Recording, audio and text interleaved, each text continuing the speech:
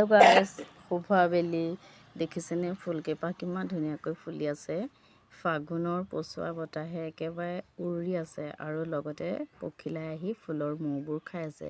ইমান ভাল লাগিছে দেখিবলৈ। তাকে ভাবিলোঁ অকণমান ভিডিঅ' কৰোঁ আৰু আপোনালোককো দেখাওঁ। ফাগুনৰ বাহ লাগি পখিলাইকে ৰস খাই আছে সেই ফুলৰ। এয়া দেখিছেনে কি সুন্দৰকৈ পখিলাকেইটা উৰি উৰি আহিছে, ফুলৰ মৌবোৰ খাইছে। দেখিবলৈ কিমান যে ভাল লাগিছে।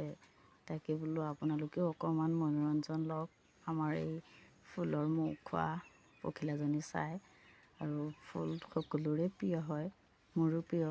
গতিকে ফাগুনৰ পচোৱা বতাহে উৰাই থকা ফুলখিনি সকলোৱে চাওক, কেনেকুৱা লাগিছে জনাব।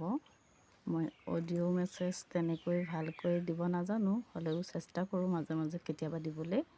কামৰ মাজতে চোতালখন সাৰিলোঁ। ফাগুনৰ পচোৱাইকে গোটেই গছৰ পাত সৰাই চোতাল সাৰি অৱস্থা নোহোৱা হৈছে।